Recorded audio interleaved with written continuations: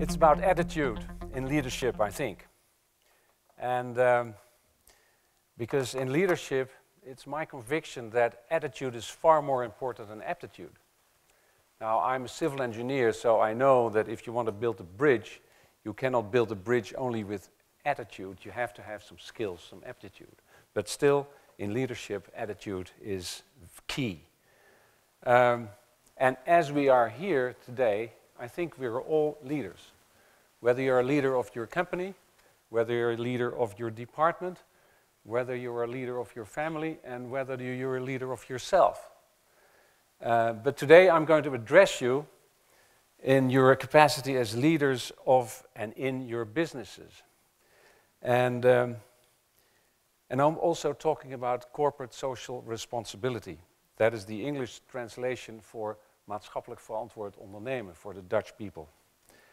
And whether you like it or not, I think CSR is becoming far more important than we ever think of. So far, and there's many companies that are doing CSR seriously, but there are also many companies that think corporate social responsibility is just a part in the annual report, and the Department of Communication has to write some nice politically correct things about environment, etc. But that time is going to be past. It is my belief that if we, as a people or as a community or as businesses, are not going to take care of the economy in the right way, and that I mean by economy worldwide fair distribution of jobs, of employment, if we do not do that, that then our children, our grandchildren will face massive increases of refugees movements, impoverished cities, riots, local conflicts and unrest. And moreover, all the people that are fleeing or flooding to our Western states, that means that our Western states will become poor because of the heavy burden of entitlement money that we have to pay out to these jobless people. So that's the economy.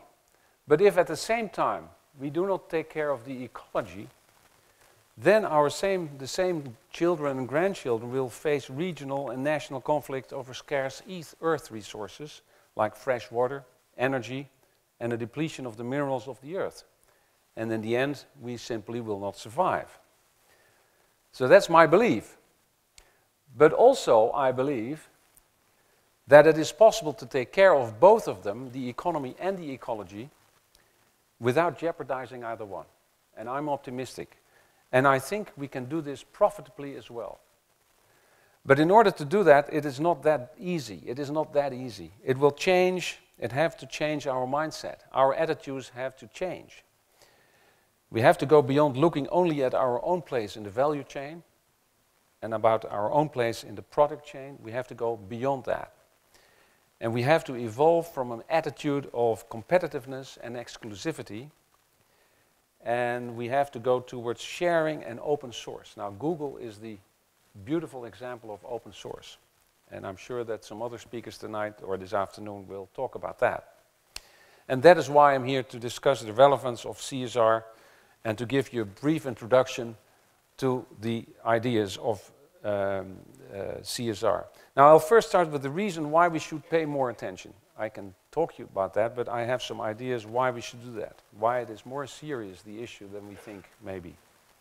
Then I'll focus on the concept of CSR and, of course, something called the circle economy, as opposed to what we are now into in the linear economy. And I'll give you some examples, and we will talk about, can we apply the circle economy in agriculture, and what are the barriers? That's the third one. And there are some hopeful examples in agriculture. That's that. And then, of course, I will end up with some challenges facing in feeding 9 billion people in this world. So, let us first talk about my ideas of why corporate social responsibility is important. And in my mind, there's 3 reasons. And it's not only to save the world. It's not only that. There's 2 more reasons. But let's talk about to save the world. Today, our economy is in a linear model. And that means that raw materials are mined, taken out somewhere, sold to a manufacturer, and the manufacturer makes a product, and that product is of course sold to consumers, and the consumer will consume the product and will dispose of it, and will throw it away after the life cycle, and it will be dumped as waste. And this linear way of thinking and operating, nobody feels the responsibility for the whole chain. They don't feel the responsibility for the material, or the raw material, or the reuse of that material. They don't do that. They throw it away. And each one of us, including the manufacturer, is concerned only with their own place in the total value chain. And the interesting thing, so far, we have been thinking of, in a linear way, that we can control nature. And now, of course, that is not true, because we are just finding out that we are part of nature. We cannot control nature. Now, this graph gives you an interesting impression of how far we have come by extracting raw materials from the earth. In 2010, we have extracted some 65 billion tons of raw materials, of resources all over the world. And if we continue to operate as we are now, and given the growth of the world population to 9 billion, this amount will even grow to 82 billion tons per year in the year 2020. And what is worse, 60% of those raw materials is not recycled. That means that some 50 or to 40 billion tons per year are added to the waste pile every year. And if you look at the example of copper, for instance, the copper reserves, as the estimate is right now, copper has a lifetime, and reserves of copper is for 49 years. And then it's out. And the trouble is, the tragedy is that the copper, the waste, contains much copper. Now you might ask the question, what about these 82 billion tons of, is that really that bad? Doesn't the earth have enough reserves? Now, let me answer that question with an analogy. If we look at our own financial households, just our own budget at home, and then it's obvious. We put our money in the bank, and in return we receive some interest. And if we are wise enough, we understand that we should only spend the interest money and not more. Because if we do, we will deplete the principal sum and until nothing is left, and then we don't have interest and we don't have a principal sum, we don't have nothing. But sometimes I think we have forgotten this in nature. In nature it is the same thing. We should only use so much of the earth's resources in 1 year that the earth can recuperate and recycle that in 1 year. And here it comes. Scientists have calculated that at our present pattern of consumption, the earth needs 1.5 years of recuperation to recuperate that what we consume in 1 year. Now that is meaning that the earth is depleting its resources, and we are doing that. And worse still, if the whole world would adopt a consumption pattern like we have now in Europe or in the United States, the earth would need 3 to 4 years to recuperate. So we do have a slight problem. And to compound all that, that waste. And it's somewhat disconcerting to me that I found out that American experts have calculated that on average, more than 90% of all materials used in our economy will be waste after a period of only 6 months. I couldn't believe it, but I've checked it and they tell me it's true. It's unbelievable. And that is building materials, packing materials, cups, bottles, plastics, etc.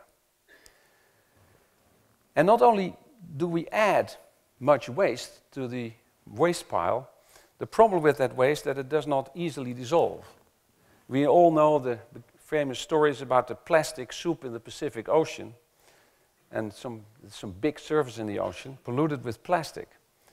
And the interesting thing, the estimates of the size of these plastic soups vary from 700,000 square kilometers to 15 million square kilometers. Nobody knows exactly what the size is, but think about the surface of Spain, France, and Portugal combined.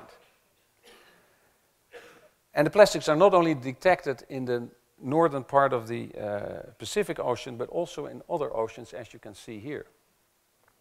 And the issue is that plastic particles become rather small. Not as small as plankton, but it doesn't make that much of a difference. And the trouble is fishes and birds think of that plastic as food, so they get it in their stomachs. Some die, and if they don't die, we'll get it in our stomachs, and we all know that that is not very wishable. And the other trouble is, of course, it won't dissolve that quickly, because disposable diapers take 500 years, 6 plastic rings and plastic bottles, another 400 years or 450 years. So far some illustrations of the challenges and the problems that we have for the ecology. Let's turn to the economy. We also have economy problems. We have built an economic system based on free enterprise and free competition, and that in its origin is pretty good, basically. It used to be sound and reasonable. But I think that through time, we are now in a period at the end of the S-curve that we have misused this system. And the system has lost its power, maybe through human greed or otherwise. In that sense, I have this idea, and some other people have that idea too, that we can compare ourselves with the rise and fall of the Roman Empire. We are at the end of this cycle, and something otherwise is already coming up. And it's not only Google, but it's all kinds of hopeful things coming up. But in the meantime, we are in the middle. And what I mean is, first of all, I think that the balance between money supply and real production is lost. We've become rich without real commensurate performance or making real products. We have become rich by borrowing money. We have become rich by designing and selling complex financial products. And today, I think there's too many dollars and too many euros in circulation for too little performance and too little products. And in the end, that leads to inflation. The reason that we don't suffer from that inflation at this moment is normally that the present economy is rather down. So we don't buy that much. But if it's going up, there's going to be inflation. And you might have heard the following story. In the past, $1 of investment was needed to boost the real economy with $4. Now, $4 is needed to boost the economy with $1. And that is how the system is out of balance. And the other thing is that means and goals have become confused. The word profit is nothing wrong with profit. Everybody needs a profit. But profit used to be a means to continue, a means for investments in order to safeguard the continuity of your company.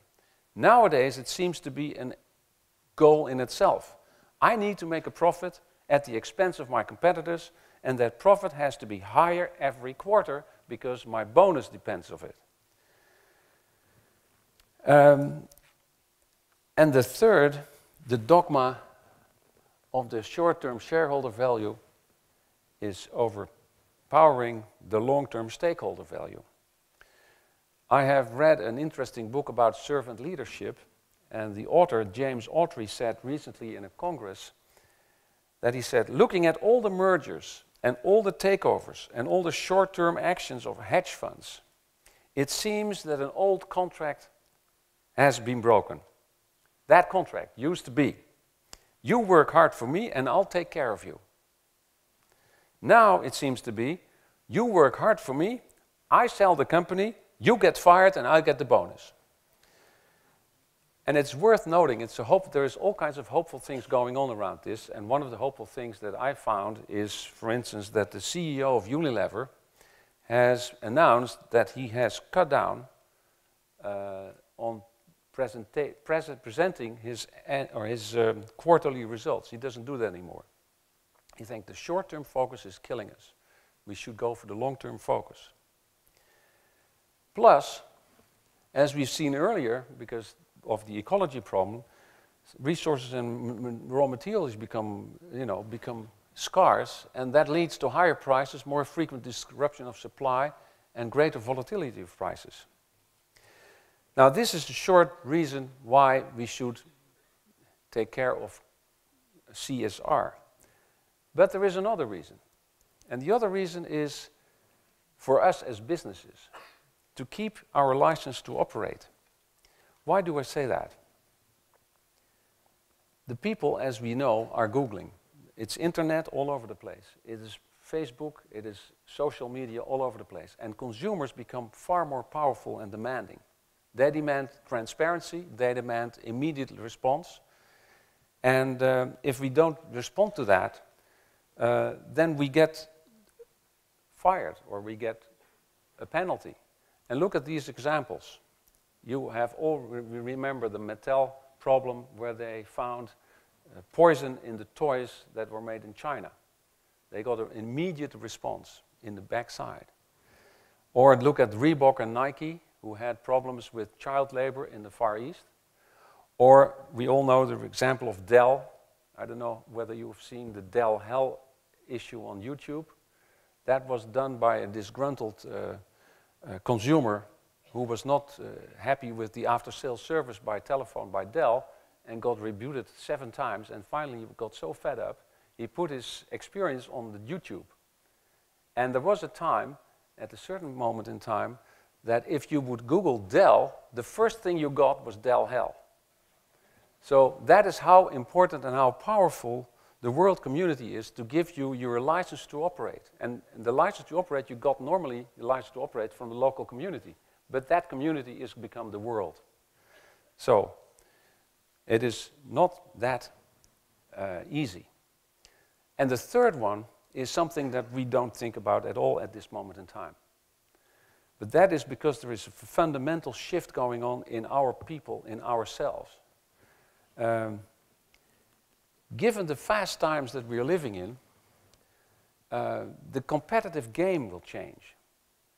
Normally, the competitive game has to do with designing a very interesting, good strategy. And I don't think, and I don't say that a good strategy is not important. I've been doing good strategies and basically many strategies also. But times are so fast changing that a good strategy in itself is not sustainable anymore.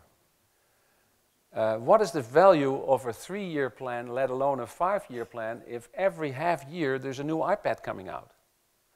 So what you need is people that can adapt to these new changes, that can change the strategies. And these people become more demanding. And we all know the pyramid of Maslow.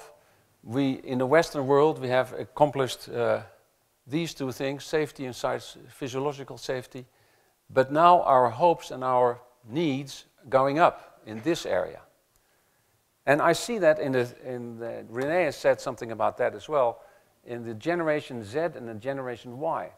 These guys and these girls, they do not want to work for companies that do not have a good, serious corporate social responsibility strategy or policy, and that have not a culture of integrity. They don't work for people that they don't respect. They walk away. Now you can say, right now we are in a crisis and everybody is happy to have a job, which is true. But some people that are not happy in their job will cause the company enormous costs. Because if you're not happy in your job, it will take, how do I say, there's mistakes made. Bad customer interactions, things has to be done twice. Shipments are going wrong, etc. The client will not be, and you are more sick, you're more ill. And that costs a hell of a lot of money. They have calculated that for the German economy once, the hidden cost of disgruntled people that didn't go away but stayed in the company because they had to pay their mortgages, the hidden cost was estimated for German business at more than 250 billion euros per year. That is about comparable with the budget of the federal government, not the budget of the states, but the federal government. So it's big. So you want to focus on CSR. Does my company organizations contribute to a better work? Can I be proud as an employee when I talk in my family circle with my friends that I work for this and this company, are they serious about CSR?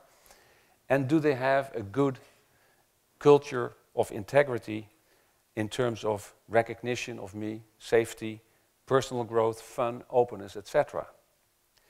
And companies, it's my idea that companies that do not take CSR into account in the future will fail to attract talent. And that will cause, in the end, it will cause them to fail themselves.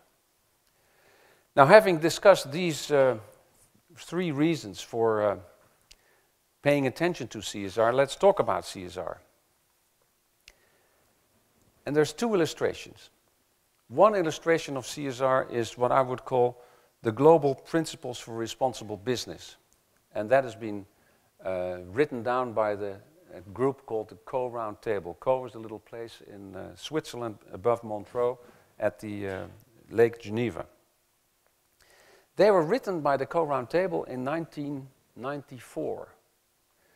The Co Round Table is a group of leaders that have come together for the first time under the initiative of Fritz Philips Sr., who was then the CEO of Philips companies, but also together with Olivier Giscard d'Estaing, the brother of the then president, and with somebody called Mr. Kaku. He was the CEO of the Japanese firm Canon.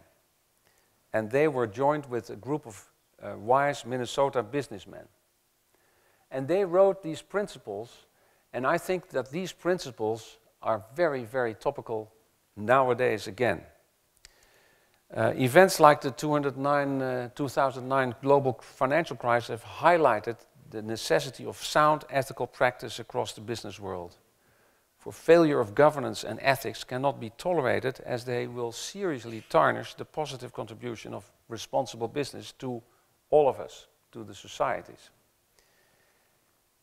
So if capitalism, which I think is still the least worst of systems, is to be respected and it will sustain global prosperity, it must be both responsible and moral. And business therefore needs a moral compass in addition to its practical reliance on measures of profit and loss. Now, what are these principles? Let me show them very briefly. There's a lot more to say at the Co Round Table, but these are the very simple but also difficult to execute principles. Respect stakeholders beyond shareholders. Now you can read it yourself. It is not that rocket science, but they're so fundamental and so important. And the interesting thing is, the global director of the Co Round Table has done a study, and these principles are to be found in all 16 major religions. So there must be something right with these principles.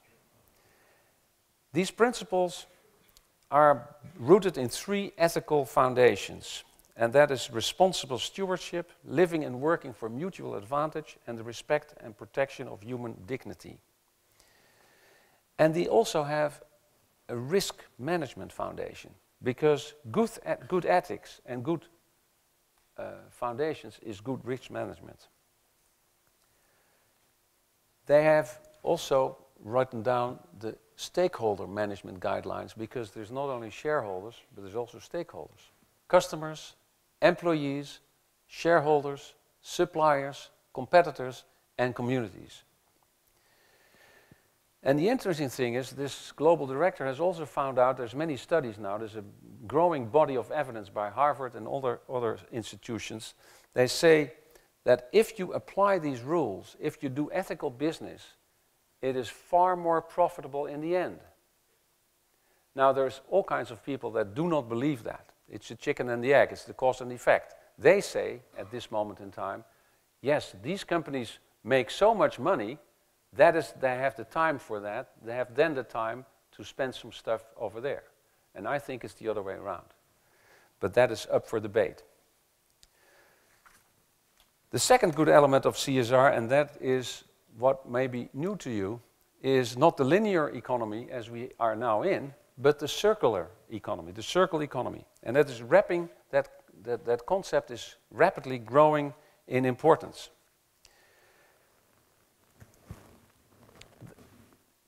Let me just not show that yet. The circle economy aims to change responsibilities in the value chain in order to save energy and to recycle waste at a profitable manner. The circle economy does away with the idea that you have to own something to enjoy it.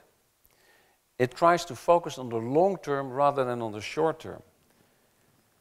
In the old linear model, raw material is mined and at the end of the cycle is dumped as waste. In the circular model, they find methods to retrace and reuse raw materials again. And that will, of course, significantly lower the cost price of raw materials, as mining for new resources will become increasingly expensive given the scarcity, which is normal. So the purpose of the circular economy is to use raw material and reuse it again.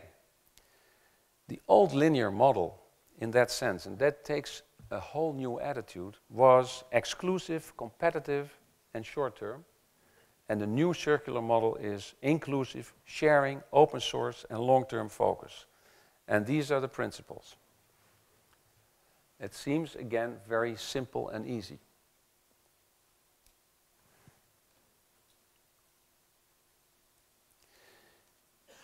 Now, what does it mean in practice? What does it mean to do this, to apply that? Now, let me give you 3 examples. The first one is light bulbs.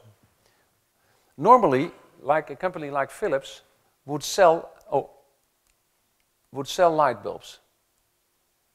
And they would sell bulbs, and the more bulbs they would sell, the better their business model would work. So, short-term, conventional bulbs that would end their lifetime in 6 months. And then they could sell another one. If you instead would sell lumen, light, and the light bulb would be the possession of Philips, not your possession, but would remain in the possession of Philips, then the whole name of the game changes. Because it would be for Philips the long-term focus, because this is a LED lamp, which lasts far much longer, and they would be responsible for the own recycling of their own lamps. And imagine if you would have a contract with an airport, and Philips had a contract with an airport, they would sell the airport lumen, and the lamps would remain Philips. And Philips was responsible for reusing the lamps and replacing the lamps and all that stuff. It would be both advantageous for the airport, it would be advantageous for Philips, and it would be advantageous for the environment because we had a long-term focus. So that's one example. The other one is another interesting one that's existing already. It is leasing jeans. It's not buying them anymore, but there is a company called Mud Jeans that makes jeans of organic and recycled cotton, and you have to pay upfront $20 or 20 euros, and you have to pay $5 every month, and you can have that jeans for maximum 6 months, and you have to go back. The interesting thing is the user brings the raw material back to the factory, to the Mud Jeans company. And the Mud Jeans recycles that again. So that's another interesting example. And the third one is another one also for households, very interesting. Selling washes to selling washes. Buying products, and for a life cycle of our life, we buy probably 5 washing machines. We buy the product, etc., and each of these machines have a 2,000 cycle. We can do the washes 2,000 times, and then we have to replace the thing. If instead a manufacturer would offer me washes, and they would give me in my household a 10,000 cycle washer, that would be 32 to 38% cheaper for me as a household over my lifetime or over a couple of years, and it would be 35% more profitable to a manufacturer. Now that is some idea to give you some flavor of what is possible. As long as you don't own the product, you can use the product, and the company sells you a performance rather than a product. Can we do it in agriculture? Well, it might be a little difficult, although there is many good examples too. First of all, before I go further, don't be mistaken. The circle economy is very profitable. there is a McKinsey study done 2 years ago for the Ellen MacArthur Foundation, and they found out if we do apply this whole thing into Europe, then it would save, in a rather conservative scenario, 340 to 380, or in a more advanced scenario, 520 to 620 billion of dollars. That's not bad. So, can we do it in agriculture? Well, there are some barriers, I must say. And the first barrier is that a basic thing, and I think you recognize this problem, that farmers' products have become commodities. What do I mean? Farmers sell eventually to supermarkets or to retailers. Retailers have the power. They make the value added. That means that they buy a commodity. It's milk, or whatever product is milk. And before you know it, it is a commodity. And that means that the farmer is under pressure to economize, to cut cost, to make it bigger, to go for volume. That means that he goes to a monoculture, and a monoculture, as we have just heard from the previous speaker, is not always the good thing, because monocultures tend to be very resilient to illnesses or to fluctuations in the market prices. So a farmer has to cut costs all the time. Otherwise he won't survive, or he has to go for volume. And basically that is not a good and sound situation, because if the supermarket adds the value and not the farmer, he is in a bad situation. The farmer, of course, can say, I'm going to make biological milk or whatever I'm doing it with, but the biological milk is still a commodity as long as the retailer, the supermarket, makes it into my biological milk. Then he buys biological milk en gros, and it still becomes a commodity. So the farmer doesn't have a chance to add the value for his own. That's the first barrier. The second barrier is indeed the creation of monocultures. We've talked about soy, and it's not only the creation of monocultures, it's also the long value chain, and that has been illustrated here. The soy production is done in Brazil. It is sold as cattle feed in the Netherlands, and that means that in the end, for a small portion, the waste overload of minerals is in our soil. There was a monoculture, which is not resilient for price hikes or price downs, and not resilient very much to illnesses. The value chain is very long. Nobody feels a responsibility for the farmer in Brazil, and the farmer in Brazil doesn't feel responsible for the waste overload in the Netherlands. That is another problem. Is there a solution? Are there still good things to do? And there are some hopeful examples, even in agriculture. And the first one is a very low-tech solution, and I found that in a farm in Virginia. I don't know whether you know this particular farm. If you Google it, it's an interesting farm. It's a polyphase farm, and they have multi-use of the same farmland. It's cows, it's chicken, and it's pigs. What happens is this farmer lets his cows graze on a particular piece of fine grass. After a couple of days, when the grass is out, he moved them to another piece of land of his. Then the chickens come in, and they distribute the manure all over the place. And the chicken are happy because they are having a good. They are not they're free, and the cows are happy and they give more milk. That is one example of the better utilization of grass, natural distribution of manure, and what he also does, he has his local shop. He has his local value added, and he sells locally, and he makes good money. The other example is something that is happening in the Netherlands already. That is another type of supermarket who lets the local farmer make his own value added. So the quark or the milk from Boerderij Klaas en Anne from the Weerribben, they let them do that themselves. They don't say it's my mark, biological milk. No, he let them make his own value. They pay for it, people pay for it, but the customer wants to have the particular magere kwark from the farm of Klaas en Anne from the Weerribben. That is the change, and I think it's hopeful. So when we talk about challenges in feeding 9 billion people, what are the challenges? And we know them. But I found 2 challenges very, very interesting.